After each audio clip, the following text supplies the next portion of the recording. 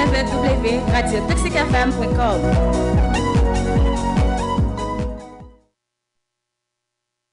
Le sport, la musique, la culture, les formations, l'évangélisation, l'éducation, la santé. Suivez Toxic FM, le seul Kasika sur les cadrans.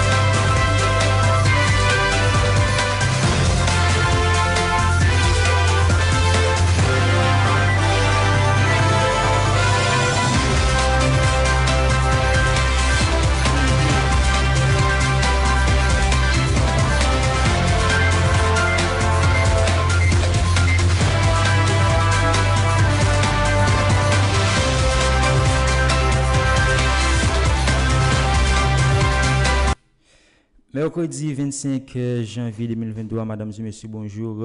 Nous sommes heureux de vous retrouver pour la présentation de ce bulletin sportif.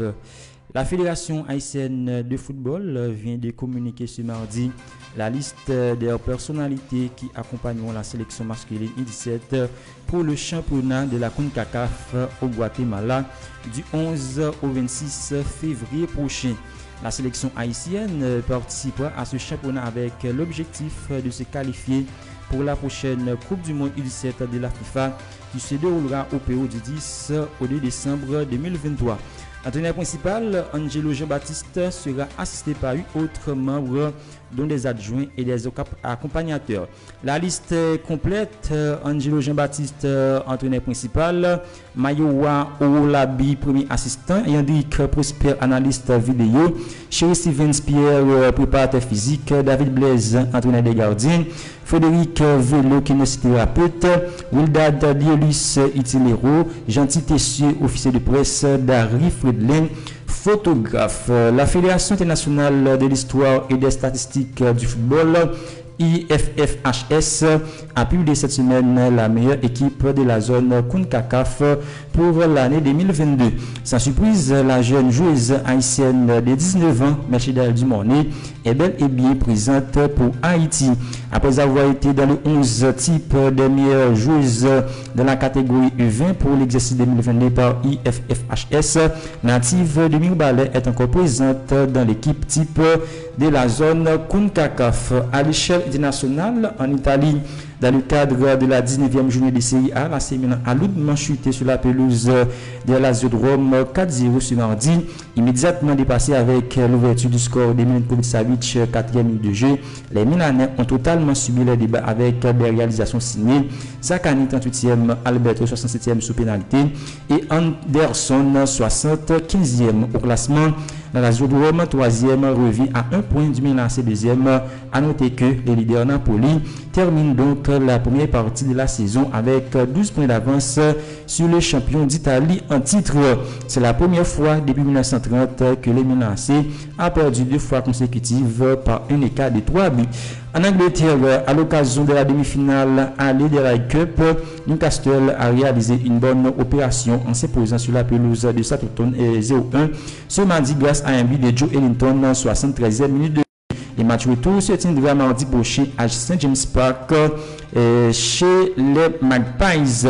En Espagne, absent lors des 2 derniers matchs du FC Barcelone pour cause de suspension, Robert Lewandowski est de retour dans le groupe catalan pour affronter la Real Sociedad en quart de finale de la Coupe du Roi ce soir à 3h. Les cadres Ousmane Dembélé, Pedri, Sergio Busquets ou encore Frenkie de Jong sont bien présents, tout comme Ronald Araujo, Gavi et Ansu Fati. Dans le quart de finale du jour, Osasuna reçoit les FC Séville à compter de 4 heures. Dans le marché des transferts, utilisé par Newcastle à l'ancien Maximin suscite l'intérêt du Milan AC. Les Rossoneri discutent afin d'obtenir un prêt Pour le français, le quotidien britannique Daily Mail rapporte que Aston Villa aurait tenté de faire sauter la clause libératoire d'Nico Williams à hauteur de 45 millions de livres sterling. Une approche finalement rejetée par le jeune espagnol, pas intéressé à l'idée de rejoindre l'actuel 11e de Premier League. Disposant de bons de sortie estimé à 5 millions d'euros pour le mercato hivernal, le milieu de terrain de la Juventus de Turin, Weston McKennie, 24 ans, a été présenté notamment dans les visuels d'Arsenal. L'international américain se dirige bien vers la Premier League, mais pas pour rejoindre le leader. Ce mercredi, le journaliste Fabrizio Romano indique en effet que les Turinois ont accepté la proposition transmise par Leeds United.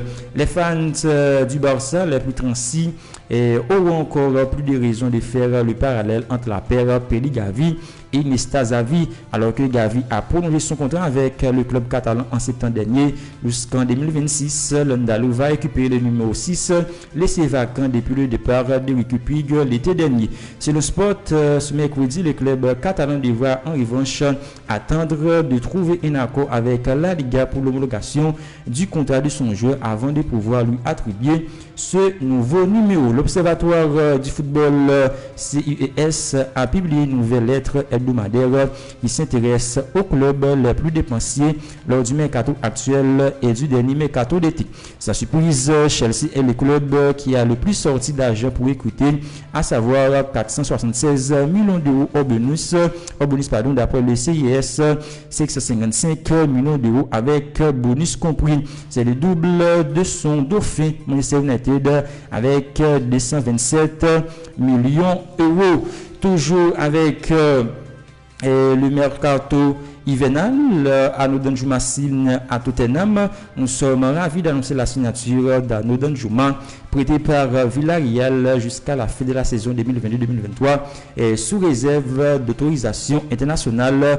Villa annoncé Tottenham, les Spurs ont réussi un joli coup puisque le buteur était proche de signer à Everton. En basketball NBA, hier soir, Indiana Pacers a battu les Chicago Bulls 116-110 avec un double-double de Timothy John McConnell, 25 points, 10 passes décisives. Le New York Knicks s'est imposé contre le Cleveland Cavaliers 105-103 grâce à une prestation remarquable de Julius Randle.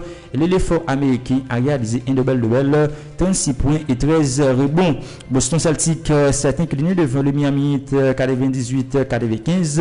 Bam Adebayo a inscrit 30 points et 15 rebonds. Les 31 points et 14 rebonds de Jason Tatum n'ont pas pu empêcher la défaite des Celtics. Denver Nuggets a gagné sur le fil contre les New Orleans Pelicans 99-98. Nikola Jokic a réalisé un triple-double, 25 points, 10 passes décisives et 11 rebonds. Phoenix Suns a humilié Charlotte Hornets 127-97. Dans le derby de Los Angeles, les Clippers ont surclassé les Lakers 133-115 malgré les 46 points de LeBron James. James est devenu le premier joueur qui a inscrit au moins 40 points contre toutes les équipes de la NBA. Le programme de ce soir à 7h, Orlando Magic reçoit Indiana Pacers. 7h30, Philadelphia Sixers accueille Brooklyn Nets. 8h, Washington Wizards se déplace sur le parquet de Houston Rockets. Oklahoma Thunder jouent contre Atlanta Hawks. Milwaukee Bucks s'oppose à Denver Nuggets. New Orleans Pelicans affrontera Minnesota Timberwolves. Golden State Warriors joue contre Memphis Grizzlies à 10h. Sacramento Kings accueille les Toronto Raptors. Utah Jazz se déplace chez Portland Trail Blazers. 18h30, Los Angeles Lakers s'oppose à San Antonio Spurs. En tennis, Novak Djokovic n'a pas tremblé pour retrouver encore une fois la demi-finale de l'Open d'Australie. Le Serbe a dominé Andrei Rublev sur la route de l'EV Arena et il s'est montré expéditif face à un Russe complètement dépassé. L'affaire a été pliée en 2 heures, 6-1, 6-2, 6-4 pour sa 10e demi-finale à Melbourne. Djokovic croisa le fait avec Tommy Paul pour une place en finale. Fin de ce bulletin sportif. Nous avons pris beaucoup de plaisir à vous informer. À la prochaine.